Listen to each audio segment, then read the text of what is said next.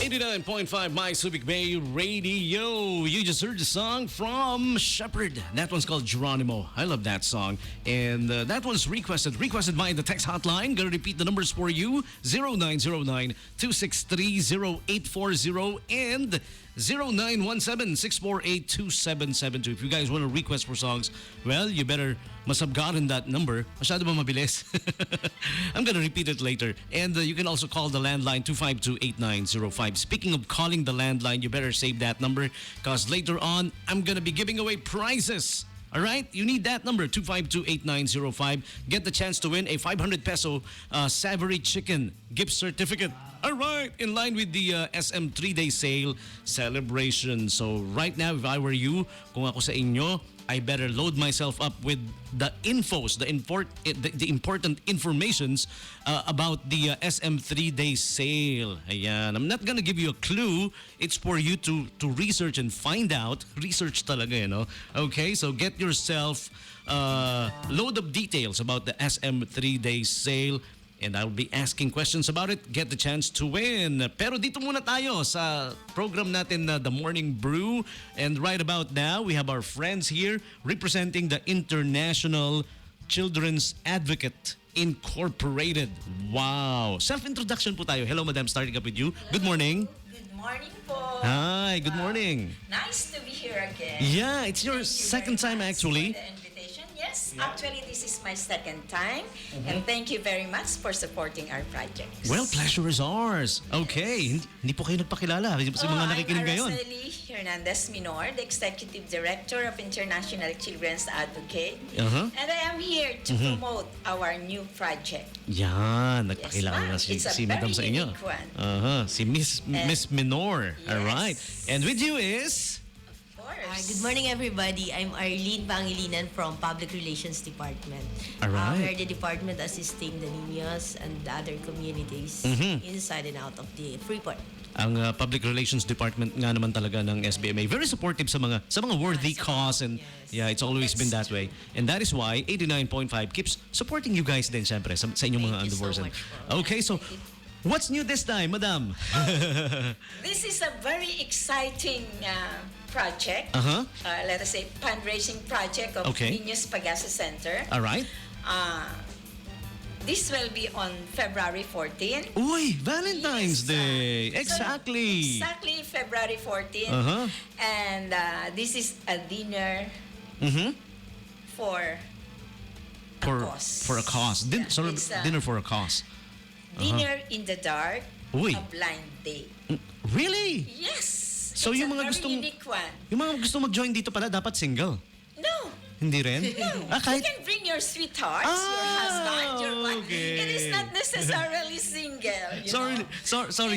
Kasi you mentioned blind date. I was like, oh, for It's singles. a blind date. Yeah. Literally. Blind they date will pala eat dahil in the dark. blindfolded. Kaya pala blind It's dinner date. in the dark means Oo nga to say naman. that they will going to eat blindfolded. Ooh, Yes, it is a okay. very unique experience that they will going to experience at this time. At this time, it is the blind person who will usher and assist the guests. Okay. Yeah. Wow. They will be the waiters and waitresses. Something new. And yes, it is really something new. And they will guide the guests going to their tables. They will eat blindfolded. Okay. And then after the dinner, we will remove the blindfold, and then we will have a sharing of experiences. And you know what have they experienced, what they have feel while they are eating blindfolded. It is our objective that for them to feel and experience what are the experiencing and the feeling of a blind person. With this okay. project, we would like them to understand more the blind person, because most of the people thinking how these people dealing with their everyday lives. How they cannot operate. see everything, Yeah, they are wondering how they live. There's nothing, there's nothing changed. There's nothing, means to say, wala namang pagkakaiba between the blind and the people like us. they can sing, Yeah. they can go to work, they can go to school, they feel affection, they want trust, They have love, feelings. and respect. Same us. So in that project and in that fundraising, actually, you will understand more. And FYI, pag ang tao ay blind, other senses are heightened. And that Like- is one. Like That is pakiramdam, so like good. yeah, exactly. They are blind, but then God give more skills for others remaining senses that they have. Exactly. Okay. I'm glad you came here at the station a couple of Yes. days before this para yung mga nag-iisip, nagpaplano na paano nila ititreat si Sweetheart. Eto na, Yeah, eksakto. Yes. Ayan, We are inviting you to Exactly. to join us, experience how to eat blindfolded, and experience what is experiencing our blind person, and something sweet because while you are eating, we have a sweet music, and Yeah, the blinds exactly. are the one who will sing a song for you, and the Yan. ambience is very romantic, Okay. and it's along the shore of Subic. Seafood by the Bay. Oh, Yes. that's the venue. Sa Seafood by the Bay. restaurants. And the Subic by the Bay will going to make a heart shape place Heart-shaped. along. Yes. Nice. And the ambience is very romantic. Come, join us okay. and feel that you are very loved. Oh, di ba? Nice. Yes. Ayan, so Miss Arlene, go ahead. Invite yung mga invite. magsing-irog dyan para So, lahat ng magsing-irog, lahat ng Magsing-irog talaga, no? umiibig, Wow. at nagmamahal sa sarili, at willing mag-share ng kanilang love. Yan. I-share natin yung ating mga blessings with our Niños Pag-asa sa mga blinds natin para naman maramdaman natin kung gaano tayo ka-blessed na meron tayong sense of sight, doon sa wala. At least yun man lang makagawa tayo na nag-i-enjoy tayo, nakakakain tayo, mararamdaman natin kung paano ba kumain yung isang bulag. Totoo yan. Tapos, sa pagkain natin yan, sa pagsama natin sa kanila sa okasyon na to, makakatulong tayo ng malaki para sa mga kaya pangangailangan nilang sa edukasyon, sa pagpapaayos ng kanilang mga tinutulugan, yung mga pangangailangan nila sa eskwelahan, at saka ibang mga needs pa nila para sila ay mas mag-improve pa at maging kapares natin mabuhay ng maayos. Yan, exactly. Let me try to make it sound like a commercial. Ngayong darating na araw ng mga puso, Yeah. Wow. ikaw ba'y nag-iisip o naghahanap kung saan dadalhin si Darling? Eto na ang para sa'yo, yung dinner in the dark. Dinner in the Dinner in the dark. A blind date. Yes. Ayan. And sa mga hanggang ngayon ay nag-iisa pa rin. Oh, yan. Baka naman masama ang ugali mo, magbago ka na. Hindi, biro lang. So, maging blind. Yes. Ayan. Check out Dinner in the Dark. A blind date happening exactly on Valentine's Day, Day. February 14 at 6:30 p.m. We have tickets for this, right? Yes, ma'am. Yes, Kasi sir. it's a fundraising. Don't worry. The amount of money you will pay for will go to a good cause. Yes. Tama? Masarap yung pagkain. Ayan, masarap yung pagkain. Ano po yung Ang ano? hindi natin mababayaran doon ay yung experience Yeah, nyo. exactly. Yan. The experience. Would you guys would like to tell us yung 'di ba, sabi nyo it's gonna be a fundraiser, yung kikitain is may kapupuntahan na Yes. mabuting bagay. Would you like to tell us kung saan mapupunta? And yeah. Whatever money we will raise for this event Will will go go to the to? education of our children in our orphanage. Oh, there you go. Wow. Education and livelihood projects. Ayun naman Yes. pala para Yes sa po. edukasyon ng mga nasa orphanage ng orphanage. International Children's Children's Advocate Advocate. Incorporated. Niños Sa mga Pag-asa ulila Center. natin.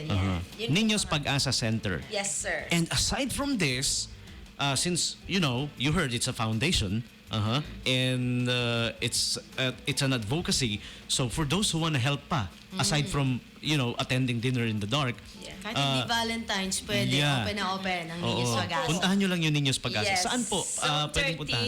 13, Mulawin Lane, Old Cabalan, Olongapo City, Yeah. syempre. And isa pa po talaga na gusto naming ma-promote with this Dinner in the Dark Okay. ay para to lift up the blind person. Kasi Yun naman. usually what they are thinking is, wala lang. Bulag kasi they are living in the dark. Na Pero ano if sila, you no? will see how they act, kung paano sila kumilos, kung paano sila mag-serve, kung paano sila mag-guide, papunta sa inyong upuan, sa inyong pagkain, siguro madidevelop yung paghanga sa kanilang mga kakayahan. Wow. At hindi lang po yan. Pag kayo'y napiringan, makikita ninyo at mafe-feel how lucky you are. Because you are whole. Wow. You know? It's gonna be one great Makikita ninyo, experience. Yes, it's a very wonderful experience that Alright. you will going to experience at that time. So you guys better check it out. Dinner in the Dark. Don't forget, a blind date, February 14. Get your tickets now. Tickets are now available, right? Yes. Where can they grab hold of We the can tickets? go. They can go to Seafood by the Bay. Seafood by the Bay, available to doon. Miss Arlen. Public Relations Department. Oh, there you and go. in Sa our office, no? Yes. PRD office. And our office at yung Old Cabalan, Mulawin Lane. Okay. Zone And 13. doon sa ano, sa Mismong araw Niños ng Foundation Niños. mismo. Opo. Yan. Available na. Right now. Available na po ang ticket right If you guys now. wanna buy the tickets, available na. Ngayon na. Ngayon na. Ayan. Okay. Huwag nang Mag-asubili. Huwag nang magpatumpik-tumpik. What about Grab this yeah? opportunity. What about numbers for those who wanna call you or text you or whatever? Pwede kayong tumawag sa opisina namin sa 252-4338. 252-4338 SBMA PRD hotline number 4338. And What about yours, ma'am? 224-1286. 224-1286. Ayan. Yes, yung sir. office ng Niños Pag-asa. Niños Pag-asa Center. Ayan. Yes, Okay. Kung hindi nyo matandaan lahat ng numbers, you can call SBMA hotline 252-4000. That's all you got to remember. 252-4000. Ang dali lang. Katabi rin namin 4,000. siya. Yan. Katabi rin nila. Pwedeng kayo na mismo yung sumagot. Pwede ako na rin Ayan. sumagot. And pwede nyo rin tanungin dun, siyempre, kaya rin nilang ibigay yung number ng Niños Pag-asa. It's like a directory. Yes. SBMA is very own directory. 252-4000. Ask about the Dinner in the Dark, a blind date. Yan. Yes. Wow. Anything you guys would like to add before we wrap things up? We would like to thank, syempre, Mr. Chan Ong for letting us use of the Seafood by the Bay. Oh, okay. Our Vice Thank you. President who is very supportive, All right. Martin Domingo. Miss Helda Ladringan, the one who is very much supportive in our program. Singles for Christ. Singles. And of course, Miss Arlene and the HR department. HR and PRD and also our chairman. And Kasi syempre siya our yung talagang- chairman, Yeah. who is very supportive in Supportive our sa projects programs too, and our projects. At syempre to all of those who are helping our projects, the Yeah. CS Cable Retriever, Okay. of course, the one who is a regular supporter of our project. Okay. Thank you very much po to all of you. All right. And we can add more. Yeah, sure. Yes, we have a hair lip operation this coming February Oh. 15. Nice. Yes, it's Okay. for free.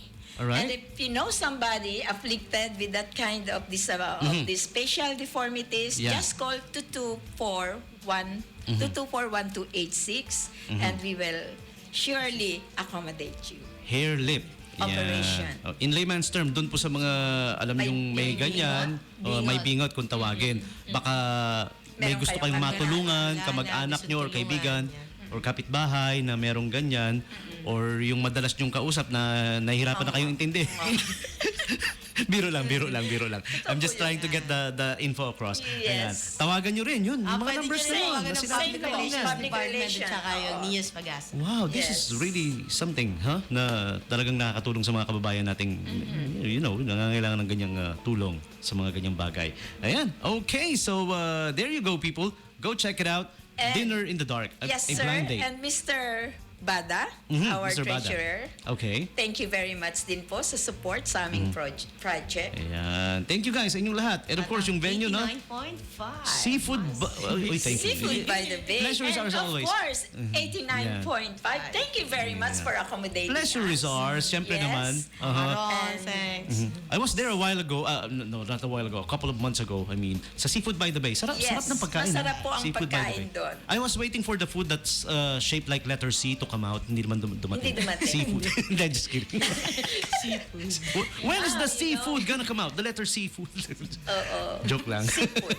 All right. Letter C. Okay.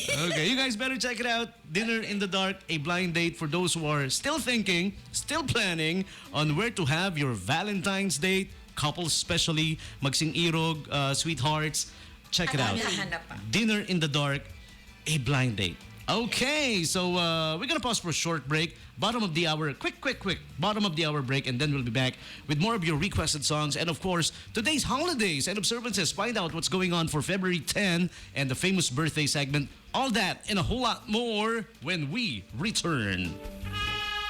Did you know that the flagpole in front of Building 229 is symbolic? The flagstaff has a height of 94 feet, symbolizing 94 years of the U.S. military presence in Subic Bay.